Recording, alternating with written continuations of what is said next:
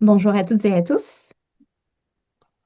On peut se donner Bonjour. encore quelques secondes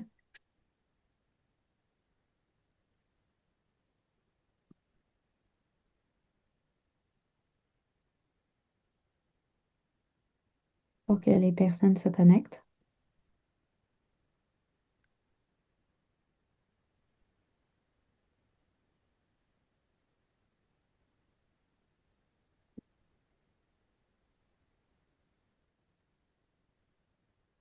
Donc, bonjour à toutes et à tous. Bienvenue au webinaire mensuel de l'Observatoire en immigration francophone au Canada. Je m'appelle Eya Benassine, je suis chercheuse associée à l'Observatoire et j'aurai le plaisir ce midi, en fait, d'animer le webinaire intitulé Regards croisés sur la visibilité du français. Ce webinaire sera donné par Nazaire Joinville. Avant qu'on débute, on va prendre quelques secondes Je pour faire reste. quelques petits rappels techniques. Je vous invite à garder votre micro en sourdine lorsque vous ne parlez pas. N'hésitez pas à allumer vos caméras si vous le pouvez. C'est toujours un plaisir de vous voir. Et je vous invite également à utiliser la fonction clavardage pour poser vos questions ou pour donner des commentaires. Sinon, à la fin de la présentation, on va avoir une période de questions où vous allez être en mesure d'ouvrir vos micros et de poser vos questions de vive voix. Cette présentation est enregistrée et elle sera diffusée sur nos réseaux. Vous allez recevoir également les diapositives par courriel après notre webinaire. Avant que l'on passe aux présentations, j'aimerais commencer par faire une reconnaissance du territoire autochtone. Je souhaite reconnaître euh, que nous sommes réunis et j'ai l'honneur de vivre et d'évoluer sur le territoire non cédé du peuple Mohawk, gardien traditionnel des terres et des eaux de la ville de Montréal. Montréal est historiquement un lieu de rencontre et d'échange pour de nombreuses Premières Nations incluant les peuples Anishinaabe, Wendat, Abénikis et Abénakis, pardon, et Innu. Nous reconnaissons également les liens durables que les peuples autochtones entretiennent avec ce territoire, ainsi que leur présence passée, présente et future.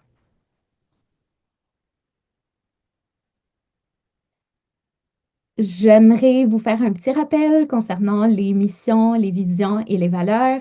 Si vous êtes pour la première fois, si vous assistez pour la première fois à nos webinaires, l'Observatoire et a pour objectif de créer un espace de recherche, de partage et de mobilisation des savoirs sur l'immigration francophone afin de soutenir l'élaboration des politiques publiques, de même que l'évolution des pratiques et de l'accès à des données fiables. Notre objectif, c'est d'être une référence nationale incontournable en matière de recherche et de pratiques contribuant à réduire les barrières systémiques liées à l'immigration francophone en situation minoritaire. Notre approche s'inscrit par, pour et avec. On se dote d'une rigueur, ou notre objectif, c'est de se doter d'une rigueur scientifique, d'être toujours en collaboration avec les communautés et de rendre accessible la recherche, les résultats de la recherche aux communautés également. J'aimerais également souligner que l'UAF, l'Université de l'Ontario français, est fiduciaire de l'EIFC. L'Université de l'Ontario français est fondée en 2018 par la loi de 2017 sur l'Université de l'Ontario français. C'est une université publique autonome et francophone située à Toronto. Il s'agit de la première université gouvernée par et pour les francophones en Ontario. Maintenant, je passerai la parole à Marcel Soligny, qui est coordonnateur de la communauté francophone accueillante de Clare. Je vous passe la parole, Marcel.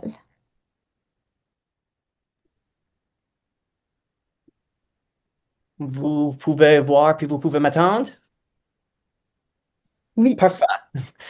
Euh, Merci Aya, c'est comme qu'elle a dit, moi c'est Marcel Saunier, je suis coordinateur de la CFA de Clare. Puis aujourd'hui, je vais juste vous donner un peu d'un petit survol de la région, puis un peu de son histoire. Euh, Premièrement, c'est quoi l'importance historique et culturelle de la région et de la francophonie locale.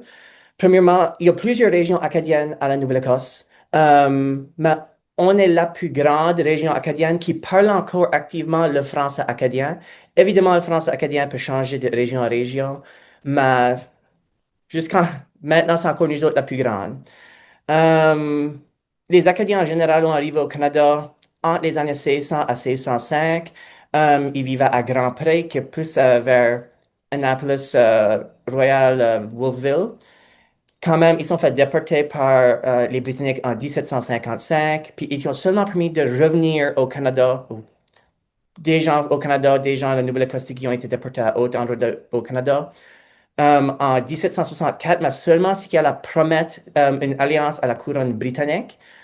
Une fois qu'ils faisaient leur promesse et qu'ils ont permis de revenir, mais ils pensaient qu'ils ont retourné à Grand Pré où ils ont premièrement installé, mais c'était pas 100% ça le cas. On a été inséré à des différentes sections de la province, stratégiquement entre des régions anglophones parce qu'ils voulaient étouffer le français en Nouvelle-Écosse. Et pour la majorité, ça fonctionnait. Euh, Ma Clare a resté quand même pas mal francophone. La première famille qui arrivait en Clare, c'était les Dugas en 1768. Et puis la municipalité de Clare s'est fait incorporer en 1879. C'est quoi quand même qui fait notre région différente des autres, en plus de juste être francophone dans une province anglophone? On est vraiment une petite région, on est moins que 8000 habitants, mais on est la seule municipalité bilingue de la province. Mais non seulement qu'on est bilingue, on aurait facilement pu dire bilingue anglophone premier pour rester avec le statu quo, mais dans toutes nos communications, toutes, c'est tout le temps le français premier avec l'anglais qui suit. On se présente comme une municipalité francophone quand même. On est le site de la seule université francophone de la Nouvelle-Écosse. Et puis aussi, on est la seule municipalité qui gère son propre système de santé. Euh, alors, quand même que santé, c'est la juridiction provinciale d'habitude. La municipalité a pris ça en charge, puis ça nous fait, nous autres, la seule région qui n'a pas une pénurie de docteurs de famille dans la province. Simplement parce qu'on peut recruter beaucoup plus activement quand c'est plus dans nos mains. C'est quoi la vision de la CFA une fois que, ou la vision de Clark comme CFA? Pourquoi est-ce qu'on souhaite devenir? Honnêtement, on n'a jamais vraiment nécessairement souhaité devenir parce que c'était partie, on faisait partie des premières 14 communautés francophones de la phase projet pilote. On ne savait pas qu'une CFA existait encore. Mais c'est nous autres qui avons été ciblés puis approchés. Et puis une fois qu'on a vu ce que l'entente à la hate, ça va intéresser la municipalité de Clark qui avait pris la première entente. Et puis le but était vraiment de commencer à préparer le terrain pour les nouveaux groupes de personnes qui vont déménager à la région. La raison que je dis nouveau, c'est je pense que l'immigration francophone a touché Clark, ça fait beaucoup plus d'années que le monde je pense, crois. Euh, Certainement parce que l'Université Sainte-Anne, évidemment, ça fait comme une quinzaine d'années qu'on accueille beaucoup d'immigrants francophones, des résidents temporaires qui viennent étudier. Bien proche de 50% de la population des étudiants, c'est des immigrants. Euh, mais même avant ça, on avait des professeurs qui venaient pour enseigner à l'université qu'il y en a que ça fait une trentaine d'années qu'ils sont dans la région. Ça fait vraiment longtemps qu'on a des immigrants francophones. Ça, c'est bon qu'on a maintenant la CFA pour mettre les choses plus en place. Après ça, c'est quoi la réalité du terrain? Je dirais que la première chose qu'un immigrant francophone va s'apercevoir une fois qu'il arrive à Clare, c'est la différence linguistique. Oui, on parle le français à Clare. Non, on ne parle pas le même français que peut-être les gens s'attendent à. Il y a beaucoup de petites différences que les gens vont pouvoir s'accoutumer vite assez. Par exemple, c'est souvent des terminaisons de mots qui vont changer. Les mots qui finissent avec un, comme une main, on va prononcer mon. Des on va tourner dans des on, une maison, une maison. Euh, des hommes vont tourner dans des hommes, une pomme, une pomme. Il y a des mots qui sont complètement différents, comme des habits, nous autres on appelle ça des hard. Un dos, ça c'est une échine. Nous autres, le plancher, c'est pas là, le plancher est là. Ça peut causer Un peu de confusion au début là, mais c'est rien qui s'apprend pas. Mais ça porte une richesse à la culture, je dirais. Mais en général, je trouve aussi les gens de la région, quand ça arrive à l'accueil des nouveaux arrivants, on est plus ou moins bien. Certainement si tu es un immigrant francophone, parce que je trouve c'est, au moins de ce que je m'aperçois, c'est la perception. Et d'habitude, si tu es un immigrant francophone, fort probable que tu viens faire de quoi avec Saint-Anne, que ce soit enseigner ou étudier, tu apportes d'habitude de quoi à la communauté. Puis quand tu apportes des choses à la communauté typiquement prend goût à toi. Euh, mais c'est comme n'importe quoi d'autre, il y a toujours ses propres difficultés. Petite région, on n'a pas nécessairement des appartements à louer, on loue des pleines maisons à la fois. La municipalité a des initiatives à construire des petites maisons, qui est fantastique, ça fait beaucoup plus de logements tout d'un coup. Mais quand est-ce que c'est une famille qui déménage, une petite maison à une chambre à lit va peut-être pas suffire. Aussi, les types d'emplois, c'est à deux différentes échelles. C'est soit qu'on cherche des gens à travailler à l'usine ou peut-être un nouveau vice-doyen de l'université. Ce qui fait deux grands extrêmes quand même. Par exemple, quand on avait embauché une nouvelle vice-directrice aux finances, elle avait un bel emploi, mais qu'est-ce qu'on fait avec son mari? On a trouvé de quoi, bien sûr, mais c'est juste avec la grande gap en type d'emploi, ça peut aussi causer des problèmes. Euh, le transport, tu peux pas vivre dans Clare sans voiture. Les choses sont simplement trop loin. Moi, conduire de chez moi à l'université pour aller travailler le matin, c'est 2 minutes à conduire. Ou je pourrais prendre une demi-heure à marcher. Tu as besoin vraiment d'une voiture si tu vas vivre en Clare. Mais quand même qu'on est dans une région francophone, faut quand même connaître l'anglais. Simplement, si tu vas aller à Yarmouth ou à Digby, les régions qui entourent, nous autres, on n'a pas de Walmart. Faut aller chez eux pour le Walmart. Puis eux vont seulement parler l'anglais. Tu peux vivre à Clare, mais si tu veux vraiment vivre à Clare, tu as besoin de connaître l'anglais. Faut être bilingue. Puis pourquoi c'est quoi l'importance de visibilité du français? Moi, je dis la visibilité du français est importante car une forte présence de la langue française dans les espaces publics, c'est nécessaire pour préserver et renforcer l'identité acadienne de la région, mais aussi pour les nouveaux arrivants. La visibilité là, ça sert comme un rappel visuel qu'ils sont quand même dans une région francophone, ils sont dans une région de leur langue préférée, même s'ils sont dans une situation minoritaire, dans une province qui est majoritairement anglophone. Puis les regards vers l'avenir, je dirais pour d'autres communautés qui sont dans une situation comme la nôtre, une situation rurale, les plus grandes choses qu'on a besoin, premièrement, c'est le soutien provincial. Certainement, par exemple, à la Nouvelle-Écosse, des résidents ou immigrants francophones, que ce soit temporaire ou pas, il n'y en a pas beaucoup. Et puis certainement, dernièrement, je me rappelle, j'ai vu des tableaux de l'OIFC en termes de quelle province reçoit des immigrants francophones. La Nouvelle-Écosse n'a pas même fait le tableau. Puis ça, c'est de quoi que c'est la province même qui a besoin de nous aider là-dessus.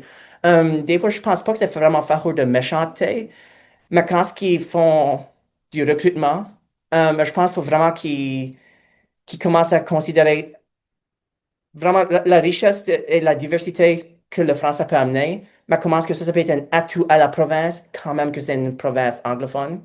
Puis aussi, bien sûr, d'autres promotions pour, si on ne peut pas les recruter, c'est qu'ils eux-mêmes veulent venir, ça fera aussi bien les immigrants.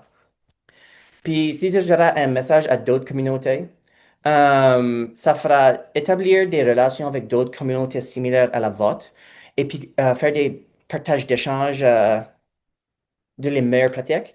J'utilise l'exemple en janvier de cette année, nous autres, on a la CFA de Evangeline à l'île du Prince-Édouard. Ils sont dans une situation très similaire à la nôtre, un peu différente, mais plus ou moins la même. Eux ont créé une délégation de là, puis eux ont venu rencontrer des gens de Clare pour faire un échange culturel. On avait des gens municipaux convenus, on avait des jeunes, on avait évidemment le monde du Centre Bienvenue Evangeline puis la CFA. Et puis on a vraiment pu partager à des différents niveaux. C'est quoi les différences, mais c'est quoi nos forces, puis quoi ce qui peut être partagé. Euh, on a vraiment trouvé ça comme une pratique intéressante quand même. Ça nous a vraiment donné goût à peut-être la CFA de Clare, cibler un autre CFA, aller voir comment les choses sont là. Euh, le but, c'est pas d'aller voir une grande ville non plus, c'est juste, c'est quoi la communauté qui considère juste un pas en avant de la tienne, puis quoi c'est que les choses que tu peux prendre en inspiration de eux. Euh, mais ouais, autre que ça devrait être tout pour ma partie. J'espère que vous avez appris un peu plus à propos de la région de Clark et les Acadiens là. Mais ouais, Je vous remercie, Marcel. C'était très éclairant. Je passe maintenant la parole à Kimberly Jean-Farin, directrice de l'Observatoire en immigration francophone. Bonjour tout le monde, vous m'entendez bien? Super. Merci beaucoup Marcel pour la présentation. Malheureusement, je n'ai pas encore eu la chance de visiter Clare, mais je t'assure que c'est très haut dans ma liste de communautés francophones à explorer. Je retiens deux choses de ta présentation. L'importance de la régionalisation, parce qu'on a fait des belles avancées en termes de recrutement de nouveaux résidents, nouvelles résidentes permanentes francophones. Mais là, c'est vraiment la question de comment est-ce qu'on peut s'assurer qu'il y ait une meilleure distribution, si je peux dire, de ces résidents dans la francophonie dans son ensemble. Et je retiens également cette idée d'être proactif au niveau de la promotion de certaines communautés. Donc, merci énormément pour ta présentation. Merci aussi à Nazaire qui est notre prochain panéliste. Donc l'Observatoire, on a un réseau de chercheuses, chercheurs associés, un réseau pan-canadien de plus de 60 membres. Donc c'est des chercheuses et chercheurs de toutes sortes de disciplines, donc des économistes, des sociologues, des politologues, des gens en travail social, en éducation, etc. Donc, qui forment ce réseau. Et Nazaire en fait partie. L'automne dernier, l'Observatoire a publié son premier appel à texte et le texte de Nazaire a été sélectionné. Donc, il s'agit d'une publication qui a été revue par les pairs et Nazaire va nous faire une présentation sur ce texte qui sera envoyé qui vous sera envoyé par courriel suite à cette rencontre et qui sera évidemment disponible sur notre site web, etc.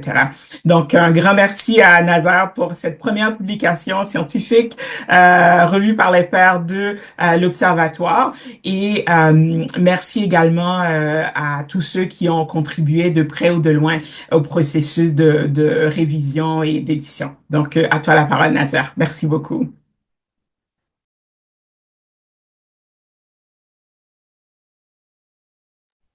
Oh, Nazar, Oui, tu es en sourdine. Ah, voilà. oui. Merci Kimberly et merci à chacun de vous d'être présent dans cet atelier. Et je suis Nazaire Joinville. Comme vous le savez déjà, je suis à la fois chercheur associé à l'Observatoire et candidat au doctorat à l'Université de Sherbrooke. Mais en tant qu'étudiant, je suis aussi chercheur principal dans pas mal de projets que je mène moi-même, mais aussi des projets que je mène avec d'autres professeurs, d'autres chercheurs au Canada. C'est un plaisir pour moi de partager avec vous les résultats de ma recherche sur le paysage linguistique de la baie Sainte-Marie. Il faut dire que cette région-là a deux noms. Le nom officiel, c'est Clare, mais le nom qui est populaire dans la littérature, surtout, c'est la baie Sainte-Marie. Donc, et mon sujet, c'est visibilité du français et attractivité à Clare en Nouvelle-Écosse. Et prochaine diapo, Claire. Et il faut dire que Clare, cette partie-là fait écho à la présentation de Marcel, que je profite de féliciter et de remercier pour sa présence.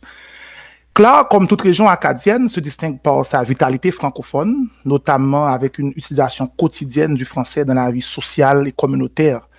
Dans son histoire, son identité et voire ses pratiques sociales et linguistiques, la population acadienne, y compris celle de Clare, fait du français une priorité. Pour répéter Annette Boudreau, une autrice, une sociolinguiste, le français, c'est comme une religion dans cette communauté acadienne. De plus, le tissage serré entre cette religion et la langue française, au point qu'elle devient un vecteur d'identité, s'inscrit dans une longue histoire, il faut dire. Et la région de Clare est souvent considérée comme le prolongement de Port-Royal. Port-Royal, c'est la région où avait établi le premier établissement français permanent en Amérique du Nord en 1605, en raison de sa proximité géographique. Et Clare se trouve à environ une centaine de kilomètres de Port-Royal. Et depuis le lancement et de l'initiative fédérale des communautés francophones accueillantes, CFA, par IRCC, plusieurs régions canadiennes, à l'exclusion du Québec, à forte présence francophone ou caractérisées par leur identité francophone, ont été désignées pour accueillir et intégrer les personnes immigrantes d'expression française. En ce sens, la municipalité de Clare, située au sud-ouest de la Nouvelle-Écosse, faisait partie des 14 premières régions sélectionnées. Désormais, au nombre de 24, les CFA ont pour mission centrale de soutenir les nouvelles et nouveaux arrivants d'expression française dans la réalisation de leurs projets migratoires au Canada. Prochain diapo. Donc là est le cœur battant, j'utilise cette expression-là, le cœur battant de la francophonie institutionnelle en Nouvelle-Écosse. Il faut dire que la langue française et la culture française demeurent néanmoins vivantes dans la région de Clare, soutenues par de nombreuses institutions. On y trouve notamment l'Université Sainte-Anne. Comme Marcel vient de dire, c'est la seule université de langue française de la Nouvelle-Écosse. Il y a 2 en Acadie, c'est l'Université Sainte-Anne, là où j'ai eu mon diplôme de maîtrise, et aussi l'Université de Moncton, qui est à Moncton, au Nouveau-Brunswick. Donc, la culture francophone et acadienne est très ancrée et est profondément ancrée même à l'Université Sainte-Anne. Il y a aussi la Société acadienne de Clare, SAC. Il y a la Société historique acadienne de la baie Sainte-Marie. Il y a aussi la CFA, il y a CDN. Donc, il y a beaucoup d'institutions francophones, beaucoup d'institutions qui œuvrent pour la francophonie, mais pour les francophones à Clare. Mais il faut dire aussi qu'il y a un contact constant entre le français et l'anglais. Parce que Clare est enclavé entre plusieurs villes et villages fortement anglophones. Il y a Yarmouth, comme vous voyez ici dans la carte, c'est un peu petit, mais il y a Yarmouth qui est une ville anglophone, il y a Digby, une autre ville anglophone, il y a Weymouth qui est un village anglophone. Donc Clare est enclavé dans ces régions. À cet égard, il y a un contact fréquent entre les francophones et les anglophones. Il faut ajouter, il y a des services, les premiers services, les services soit pour aller à l'hôpital, pour régler des affaires, pour avoir une assurance, tout ça, il faut aller dans l'une de ces villes. Donc, les habitants de la baie Sainte-Marie côtoient et les anglophones au jour le jour. Prochain diapo. Donc, l'objectif de cette étude, c'est d'analyser la visibilité du français par rapport à l'anglais dans l'affichage, uniquement dans l'affichage, c'est-à-dire dans le paysage linguistique, dans les différentes affiches dans cette région-là, et évaluer l'impact de cette visibilité sur l'accueil, l'attractivité et l'intégration des personnes immigrantes francophones dans cette région. Donc, il y a 2 volets. D'abord, analyser la visibilité du français et évaluer l'impact de cette visibilité sur l'accueil, l'attractivité et l'intégration des personnes immigrantes francophones. Nous avons une question de recherche. Une personne immigrante francophone à Clare perçoit-elle, à travers l'affichage, une communauté réellement accueillante? Donc, certes, c'est une communauté accueillante, mais je me demande, est-ce qu'une personne immigrante qui s'installe à Clare, moi, je vivais à Clare pendant 2 ans, est-ce que cette personne perçoit à travers l'affichage, c'est-à-dire à travers l'ensemble des affiches présentes dans l'espace public de Clare, est-ce que cette personne perçoit cette région comme réellement une communauté accueillante? Prochain diapo. Donc, l'étude est basée sur l'analyse de plus de 439 affiches récoltées sur le terrain. Et il y a différents types. Il y a des affiches où le français, des affiches unilingues françaises, où il y a seulement le français, des affiches bilingues, français-anglais, et des affiches unilingues anglaises. En outre, cette étude se révèle pertinente en ce sens que la ville, comme entité sociale, produit ou impose en permanence des formes d'identité, tout en simultanément des différenciations indispensables. Donc, la ville joue un rôle capital et pour étudier la vitalité linguistique, pour voir si l'identité est bel et bien ancrée.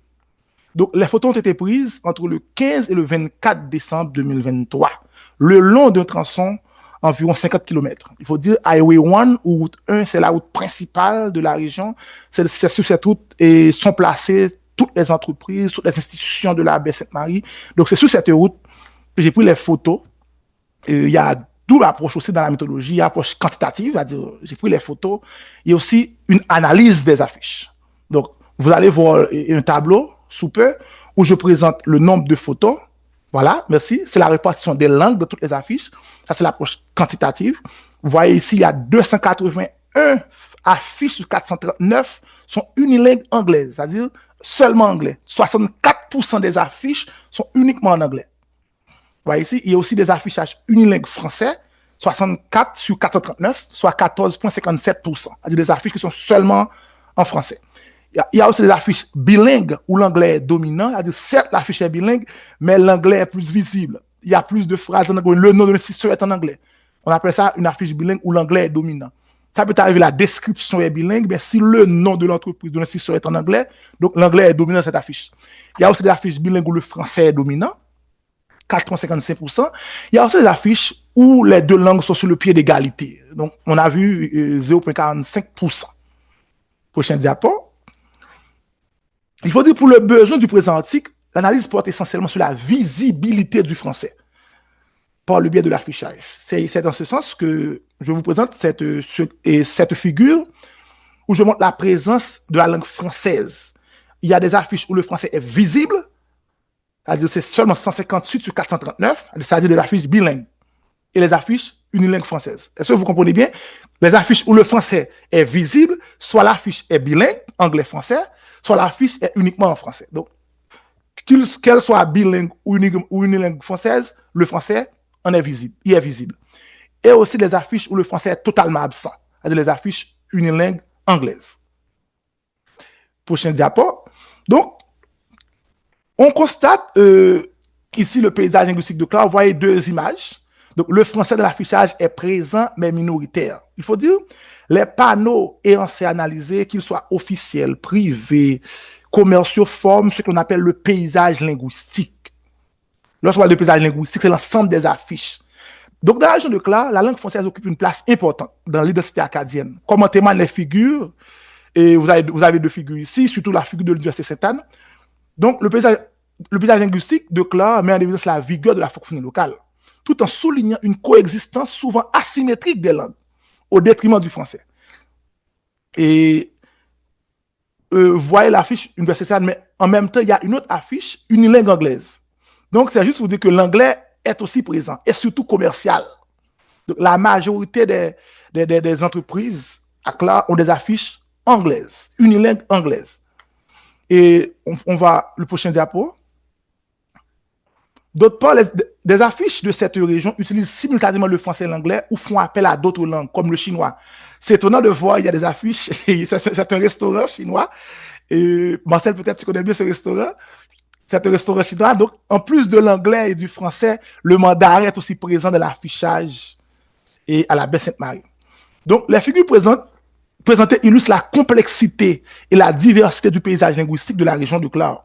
Ainsi, pour une personne immigrante, et l'expression de personnes immigrantes de langue française à la recherche de référentiels linguistiques et culturels, ce scénario peut contribuer à une expérience ambivalente.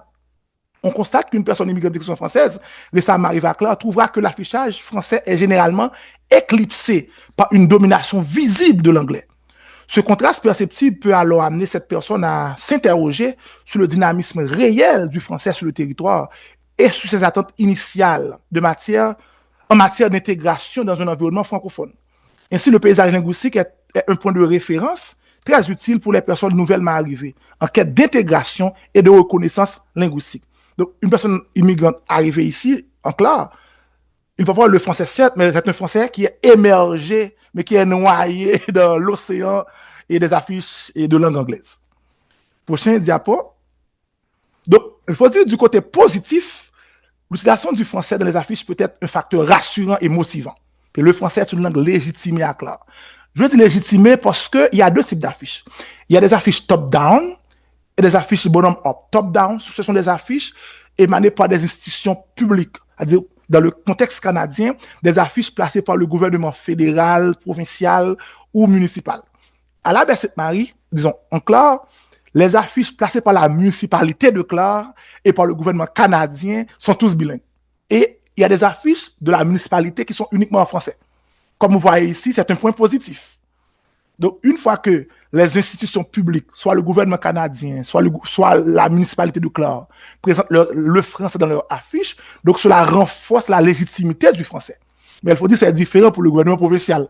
Dans la recherche, j'ai répertorié plusieurs affiches du gouvernement de la Nouvelle-Écosse, elles sont toutes en anglais.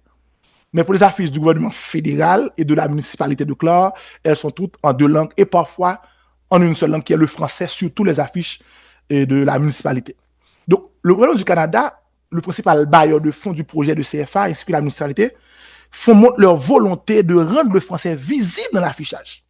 Donc, bien que les affiches provenant du secteur privé soient nombreuses, comme je viens de le dire, celles des autorités locales et gouvernementales peuvent asseoir une image d'autorité à la langue française. Prochain diapo. Il y a aussi des points négatifs. Il y a aussi la domination de l'anglais. Ça renforce, sorry.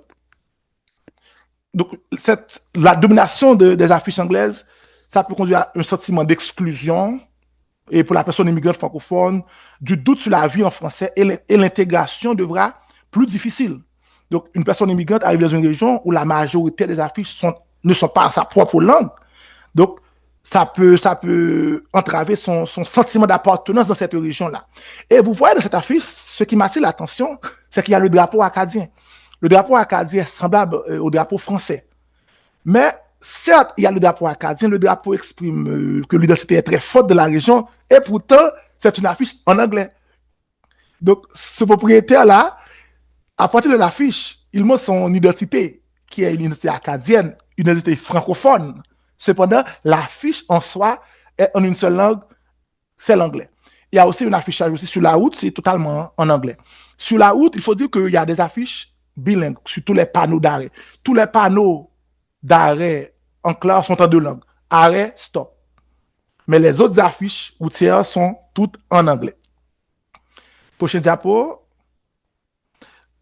Un autre constat négatif, c'est l'invisibilité du français dans les entreprises qui accueillent plus de personnes immigrantes. Donc, comme on voit ici, cette institution bancaire met généralement de l'avant le bilinguisme dans ses supports visuels. D'ailleurs, si l'acronyme RBC renvoie à Royal Bank of Canada, il y a aussi la version française, Banque Royale du Canada, qui est très présente. Cependant, cette affiche-là, qui est placée à Meteghan, est en une seule langue. Donc, ce choix linguistique montre que le bilinguisme n'est pas perçu comme incontournable par certains propriétaires d'entreprises privées. Même lorsque l'intention d'être bilingue existe, l'unilinguisme s'impose parfois, et dans ce cas, le français n'est pas toujours retenu.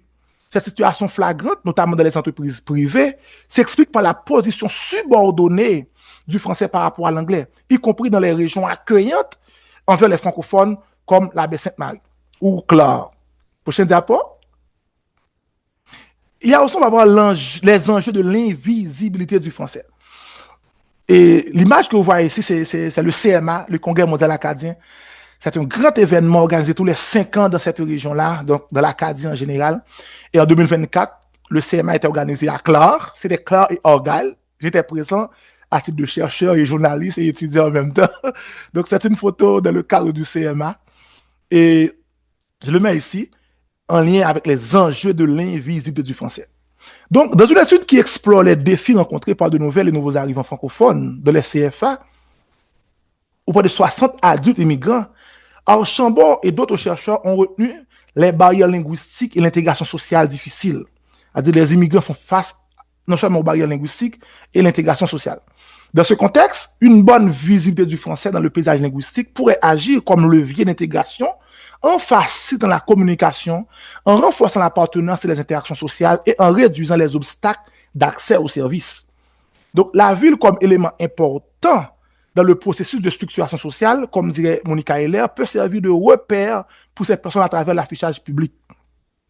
D'autre part, dans un contexte où l'on souhaite néanmoins faciliter l'accueil et l'implantation de ces personnes, la langue française voit son statut relégué au second plan dans le paysage local, ce qui soulève des questions concernant la cohérence des politiques d'intégration et la valorisation effective de la langue française. Donc, si le projet CFA, c'est un projet qui vise à accueillir les immigrants, et pourtant, il n'y a pas une cohérence entre la philosophie du projet et la réalité locale et la présence du français dans l'espace public. Il convient aussi de mentionner le choix de la langue ne vient pas à la population, c'est au gouvernement, ou bien à l'État. Je prends l'exemple, il y a Dieppe, une ville au Nouveau-Brunswick. Depuis quelques années, depuis 2002, je crois, Dieppe a une loi Z22 qui priorise le français dans l'affichage. Parce que selon la ville de Dieppe, puisque la majorité de la population est francophone, donc dans l'affichage, il faut qu'il y ait le français. C'est une décision municipale à Dieppe. Donc, c'est juste pour vous dire que les décisions visent à valoriser le français dans l'espace public. Ça ne vient pas de la population, mais du gouvernement ou des décisions d'ordre municipal. Donc, c'est juste pour vous montrer que à Clar, il n'y a pas encore une décision en faveur du français dans l'affichage. Certes, c'est une région francophone. Certes, la majorité de gens vivant à Clar parlent français, mais certes, la municipalité est bilingue. Toutes ces affiches sont en anglais, sont bilingues. Cependant, l'espace public est occupé par l'anglais en lieu place du français. Prochain diapo. Donc, on va conclure pour dire que clairement, Clar est une région francophone dynamique et avec les institutions francophones, comme je viens de vous montrer, Université Sainte-Anne et d'autres institutions francophones. Cependant, le paysage linguistique de Clar illustre clairement que le français est encore fragilisé. Donc, le français ne suffit pas pour communiquer à la population de Clar. Et quelques rares affiches en français, on a vu que 64% des affiches sont unilingues anglaises, environ 14% seulement qui sont en français. Donc, cela prouve que le français ne suffit pas pour communiquer. Il faut quand même avoir l'anglais qui accompagne le français ou l'anglais tout court. Donc, le français à lui seul ne suffit pas pour communiquer à la population. Et on voit aussi que la visite linguistique est essentielle pour attirer, intégrer et retenir.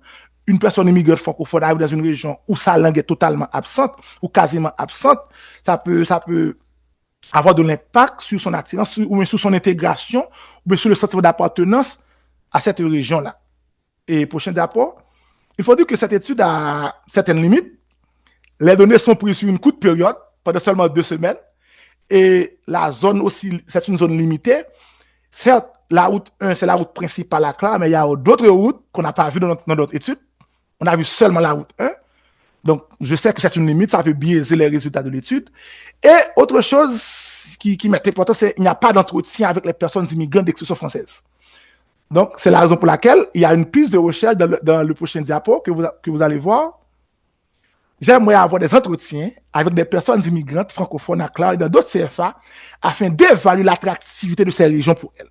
Certes, ma recherche étudie le paysage linguistique, mais s'il y a des entretiens avec ces personnes pour voir quelle est leur perception du français dans l'espace public, quelle est leur représentation linguistique, donc ça peut compléter les résultats de mon étude.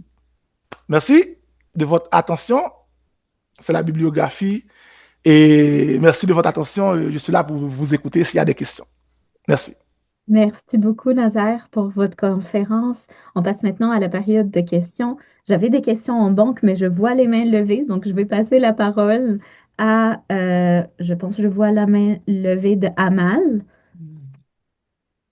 Oui, bonjour tout le monde. Merci beaucoup, Nazar. Et félicitations pour la continuation de vos succès. Je vous ai entendu. Ça fait déjà quelques années, je sais pas, 2, 3 ans, présenter les résultats de votre maîtrise, des thèses de maîtrise. Et je vois que vous continuez avec beaucoup de succès. Et donc, oui, je pense que c'est juste ces 2 commentaires. D'abord, par rapport, comme vous avez dit que vous aimeriez euh, entreavouer des immigrants dans la région, parce que donc lors de ma visite à Clar, euh, donc surtout à l'université de Sainte-Anne, quand j'ai eu l'occasion de vous rencontrer, donc j'ai passé quelques jours à Claire et j'ai communiqué tout le temps en français. Peut-être ça, c'est parce que peut-être c'est lié au fait que donc c'était une visite à une université francophone pour discuter donc de la recherche en français, ou peut-être je suis restée dans la région, dans le voisinage de l'université.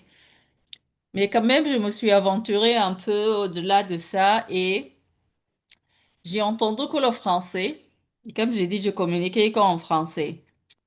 Donc, la question est pourquoi est-ce le cas? Pas pour pouvoir répondre, mais comme j'ai dit, la question qui vient à l'esprit. Deuxième commentaire, c'est oui.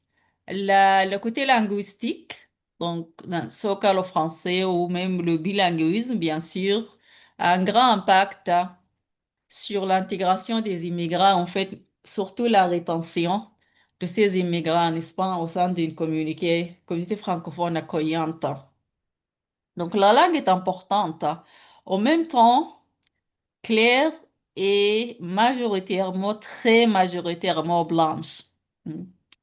Et les immigrants sont majoritairement racisés. Donc, je me demande, OK, donc aussi, quelle race, quel rôle est-ce que la race et la racisation, donc, l'antiracisme et le racisme, jouent au niveau, donc, en lien avec les problématiques que vous analysez. Merci beaucoup. Oui, et merci Amal. Et j'étais content de te rencontrer et à Sainte-Marie, à l'Université Sainte-Anne. Je me rappelle, c'était en mars 2024. C'est ça, dans le cadre de notre colloque. Oui, pour la première remarque que tu as faite, Amal, il faut dire que les pratiques linguistiques à l'Université Sainte-Anne, mais dans la sphère universitaire, est totalement différente des pratiques dans les autres entreprises, institutions à la baie Sainte-Marie.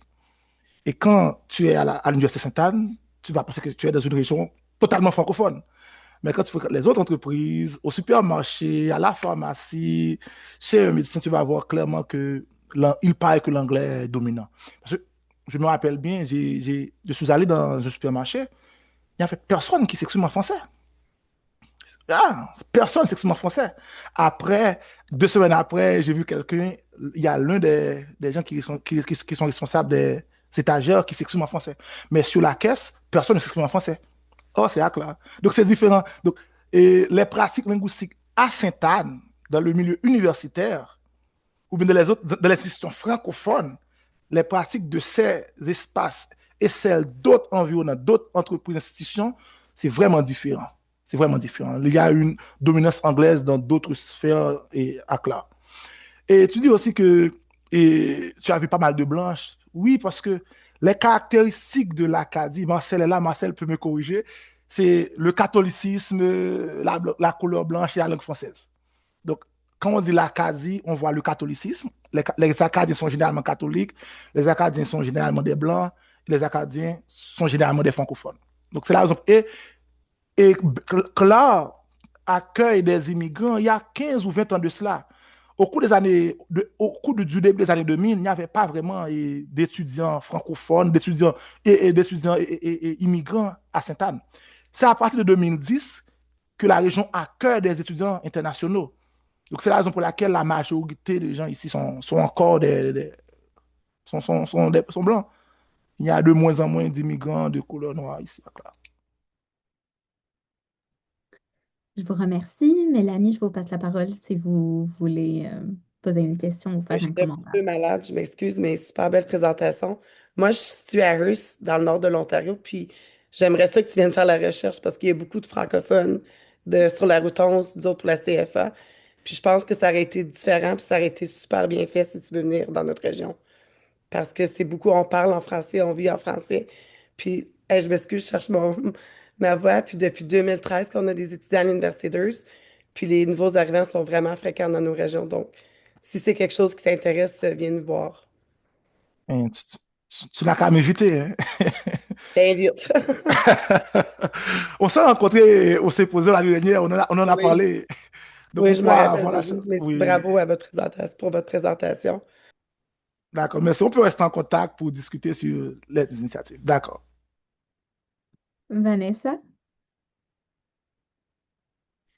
Bonjour et merci beaucoup pour la présentation. En effet, elle était succinctement bien faite. Et puis, j'ai tiré des points vraiment en tant que chercheur en langue et en sciences du langage et en études francophones, ça m'interpelle longuement.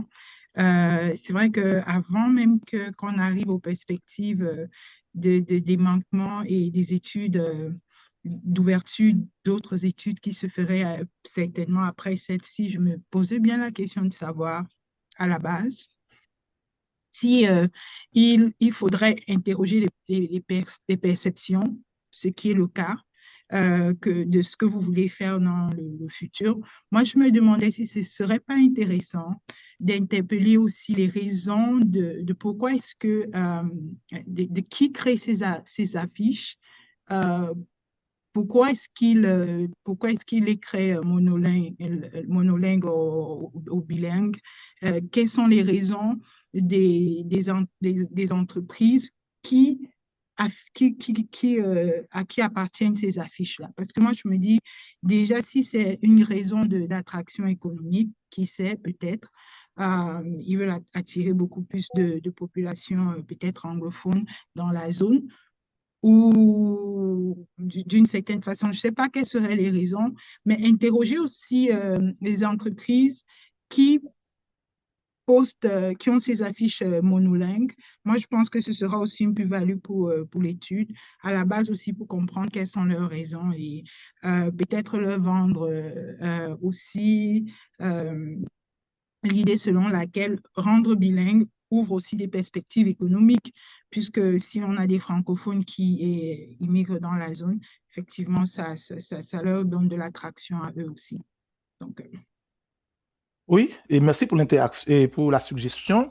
Il faut dire que l'une des raisons avancées pour, pour ne pas utiliser le bilinguisme dans la fiche, c'est que le bilinguisme est coûteux. Il y a je sais, on dit souvent que le bilinguisme est coûteux. Avoir une affiche en deux langues, c'est comme le double. Il faut avoir soit recto verso, soit deux affiches. Donc, c'est ce qu'on dit souvent. Mais au Nouveau-Brunswick, puisque c'est une province officiellement bilingue, toutes les affiches sont bilingues. Les affiches municipales, les affiches gouvernementales. Mais il y a aussi des affiches du secteur privé qui sont uniquement en anglais d'ailleurs. Il y a pas mal de recherches sur le paysage linguistique au Nouveau-Brunswick, soit à Moncton, soit à Dieppe, soit à Riverview, le Grand Moncton. Toutes ces recherches révèlent la dominance de l'anglais dans l'affichage, malgré la province est officiellement bilingue. Les affiches municipales, gouvernementales, certes, sont bilingues, mais les affiches du secteur privé sont généralement unilingues anglaises. Quelques rares sont bilingues. C'est ça. hmm, Donc, l'une des raisons, c'est que le bilinguisme est coûteux. Mais, ok. comme tu viens de dire, s'il y a des entretiens avec les propriétaires d'entreprises, on peut voir leur perception du bilinguisme. Ça peut compléter cette étude-là. Merci pour la suggestion. Hmm. Merci beaucoup. Je passe la parole à Samir et par la suite à Myriam. Merci beaucoup. Donc, c'est une super belle présentation. C'était vraiment, j'ai appris beaucoup à travers la présentation. Et juste pour vous mentionner, je suis l'analyste politique sur le dossier de l'initiative des CFA au sein d'IRCC. Donc, ça me fait plaisir d'échanger avec vous aujourd'hui. Euh, OK. je remarque qu'à travers beaucoup de CFA, l'affichage, c'est vraiment un élément important et qui revient souvent. Et je sais que je me demande par contre, la question c'est peut-être à Nazer et peut-être à Marcel, est-ce que la stratégie ici, ce serait de changer l'affichage existant pour qu'il devienne bilingue ou plutôt de créer et de prendre la place de l'affichage en français à travers les espaces publics? Je pose cette question-là parce que je pense à plusieurs CFA, dont la CFA de Hamilton, qui a la ligne bleue, qui est essentiellement une ligne où est-ce que les gens peuvent suivre des commerces francophones et des espaces publics francophones, qui est aussi utilisé avec des festivals de musique francophone, donc qui est vraiment très intéressant comme solution. Ben, pas comme solution, mais comme idée, qui est très, qui a beaucoup de succès également. Mais sinon, tu sais, il y a d'autres CFA aussi qui donnent des petites affiches au commerce francophone, où est-ce que c'est écrit que les gens peuvent s'exprimer en français directement dans ces petits commerces-là. Je me demande, est-ce que ce type de projet-là pourrait peut-être, est-ce que vous considérez peut-être le faire à travers la CFA ou c'est plutôt peut-être à travers la municipalité qu'il faudrait émettre ce genre de stratégie-là? Donc, c'est ma question, ça va autant à Nazer qu'à Marcel. Merci beaucoup. Je passe le micro à Marcel en tant que coordonnateur du CFA.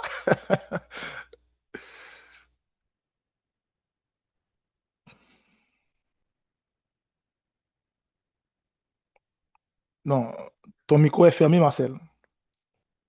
Ton micro est fermé. OK, OK. là maintenant, il travaille. Parfait. Euh, oui, je pense que c'est un peu le rôle de la CFA et la municipalité ensemble.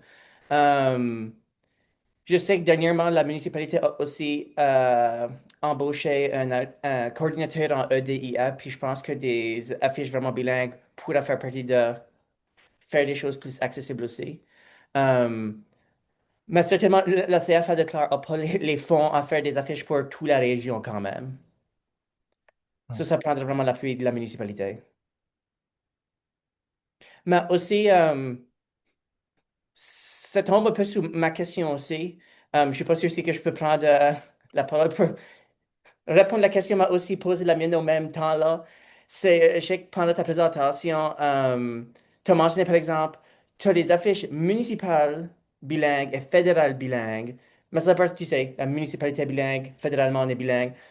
Certainement, c'est que tu as seulement pris les affiches de la route principale, j'ose dire, puisque le département des chemins, c'est provincial. Comme tu as dit, le bilinguisme, c'est cher.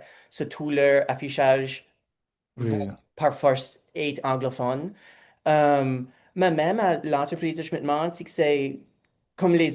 Tout à l'heure montré le Seashore Restaurant. Mais je sais quand que c'est des entreprises touristiques, quand ils se penchent sur les touristes, sur les touristes français ou anglais. Euh, ma question base sur cette observation-là, c'est je me demande, c'est quand même que ça, c'est la réalité de comment est-ce que les choses sont. Comment est-ce que ça vous joue dans la réalité que d'habitude, les Acadiens de la région vont tout le temps se tourner vers l'anglais pour accommoder d'autres gens? Je pense à ton exemple du magasin. Quand se dit, par exemple, la caissière est anglophone, mais les gens qui mettent oui, oui, les choses sur les étagères étaient francophones.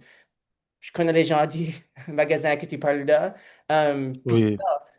on, naturellement, on parle moins aux gens qui sont en train de mettre les choses sur les étagères, mais tu as besoin de parler à la caissière.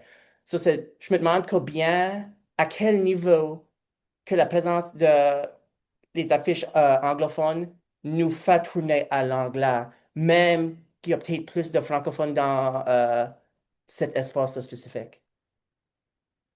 Je sais que tu Oui. peux vraiment pas répondre là, sur la seconde, là, mais tu sais.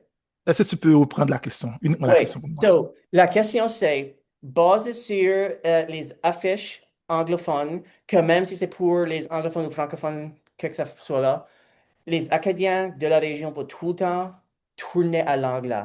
Oui, oui, Parce que, comme que tu as dit, on est entouré de l'anglais.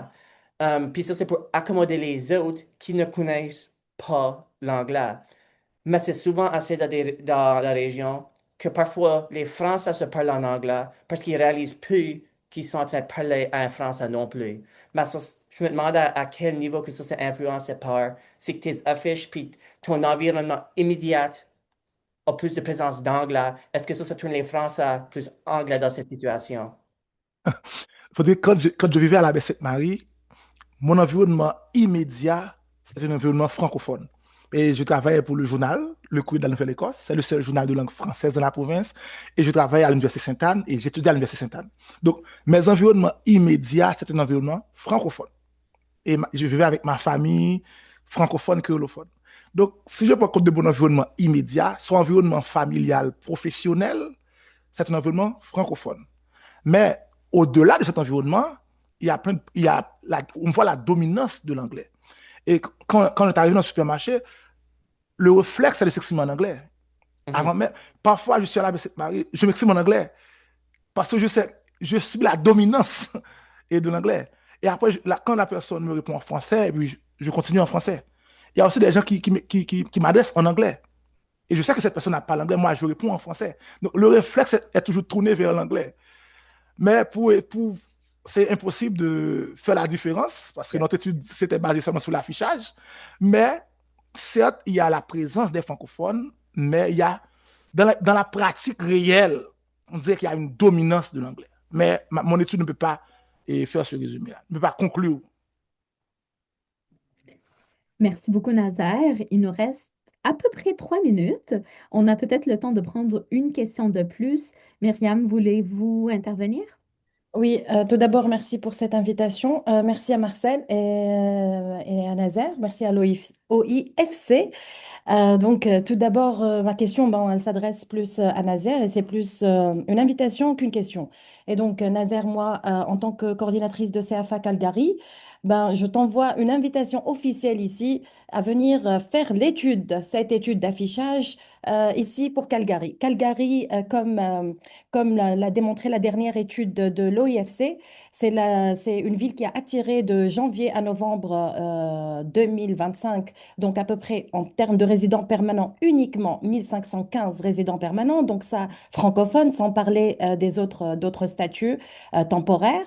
Et l'Alberta, c'est la deuxième ville, comme l'a mentionné aussi la dernière étude de l'OIFC, qui a attiré, la deuxième province, pardon, qui a attiré les résidents permanents francophones, toujours pour la même période, juste après l'Ontario et avant le New Brunswick. Donc, moi, mon défi, et ça tombe bien cette présentation, parce qu'on a eu une rencontre avec le maire de Calgary, et parmi les points qu'on a abordés, c'était l'affichage. Et contrairement à Clare et d'autres villes, ça va vous choquer, mais à Calgary, le français est quasi absent. En termes d'affichage dans les espaces publics. C'est même pas l'anglais, c'est encore plus, tu trouves de l'anglais après le punjab, le mandarin, tout l'arabe, le chinois, toutes les langues, mais sauf le français. Et franchement, j'aurais aimé qu'on ait cette étude, ces données-là, pour qu'on puisse utiliser pour les présenter à la ville, aux municipalités, parce que pas uniquement à Calgary, même Calgary, c'est région. Et donc, c'est pour ça que je te dis, je lance un appel, une invitation, et tu nous aideras beaucoup. Et je compte aussi sur l'OIFC pour se pencher aussi à Calgary. Merci. Et merci pour cette belle présentation. Et merci Myriam, merci pour l'invitation. Je viens de envoyer mon courriel dans le clavardage. OK? Merci. Et, et tu vas voir dans le clavardage, je mets mon courriel professionnel. On peut rester en contact. D'ailleurs, Calgary, c'est Oui. une ville que j'aime bien. J'aimerais bien visiter Calgary, en Alberta. Et on peut rester en contact. Et en plus, je travaille à l'Institut canadien de recherche en minorité linguistique, qui OK. s'intéresse aussi au paysage linguistique. C'est à l'Université de Moncton, au Nouveau-Brunswick. Et je peux en parler au centre de recherche. Si quelque chose de très vaste, je peux le faire avec le centre de recherche ou je peux le faire de manière personnelle, aucun problème. On peut rester en contact, mais c'est important d'étudier le paysage linguistique des différentes CFA. Comme je le dis OK. dans la piste de recherche, il n'y a pas que Clare, il y a 24.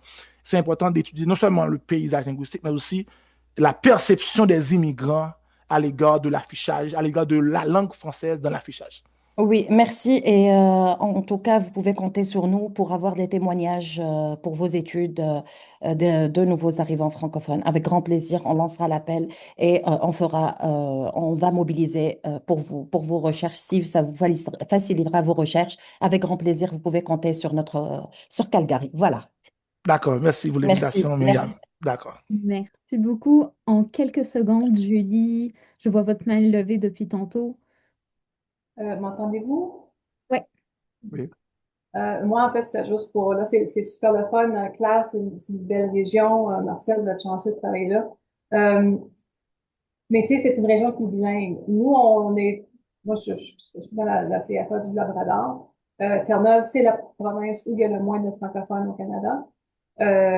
Puis dans mon milieu, même si on est à 20 minutes, nous, de la frontière du Québec, je peux vous dire honnêtement que l'affichage en français, elle est à il y a peut-être trois places que tu peux l'avoir. Tu la vois ici à notre association, tu la vois à Service Canada et tu la vois à Transport Canada. C'est tout. Le reste est en anglais. On est à 20 minutes du Québec. Il n'y a absolument rien en français ici. Qu'est-ce qu'on fait dans ce temps-là? Parce que c'est vraiment économique. Est-ce qu'ils vont, t'approches chacun des commerçants individuellement? Tu sais, c'est un gros enjeu. Je crois que des places comme en Acadie, il y a une telle fierté de la francophonie, alors que comme au Labrador, en particulier avec l'accord de Churchill Falls, Québec, là, je sais que c'est pas tout le monde qui connaît la complexité de ça, là, mais il y a un biais anti-francophone. Ça fait que ça rajoute toute une autre complexité aussi parce que tu peux pas trop aller dire, ben là, c'est mes droits. Enfin, c'est ça, il y a d'autres réalités. Mais j'aimerais ça aussi, tu sais, si on pouvait partir en recherche, pas nécessairement sur l'affichage, parce que je peux vous le dire, il y a trois places, où c'est pas tout anglais. qu'est-ce qu'on peut faire, puis qu'est-ce qui fait qu'on peut casser ça, ces biais-là. Mhm. Ben, merci beaucoup. Si vous avez d'autres questions, n'hésitez pas à contacter Nazaire par courriel. Il vous a mis son adresse courriel professionnelle dans le clavardage. Sinon, vous pouvez aussi contacter l'équipe de communication de l'Observatoire. On arrive à la fin de notre webinaire. Je vous invite donc à prendre le temps de vous abonner à notre infolettre pour rien manquer de notre actualité. Donc, si vous scannez le code QR sur l'écran, vous allez pouvoir vous abonner à nos infolettres où on communique nos récentes publications ainsi que celles de notre réseau de chercheuses et de chercheurs associés, où est-ce qu'on a également une veille académique et une veille des médias. Je vous remercie encore une fois pour votre participation et on aimerait recueillir vos avis. Ce que vous voyez sur l'écran, vous pouvez scanner le code QR pour pouvoir remplir un sondage, un court sondage de satisfaction par rapport à cette activité. Je pense que Claire également ma collègue Claire vous a mis également les liens dans le clavardage. Vous pouvez également cliquer sur ces liens-là. Je vous remercie encore une fois d'avoir été nombreuses et nombreux et d'avoir interagi, participé à ce webinaire et au plaisir de vous croiser dans notre prochain webinaire. Merci. Merci. Bye. Merci encore, Nazaire. Beaucoup. Merci. Merci. Bye.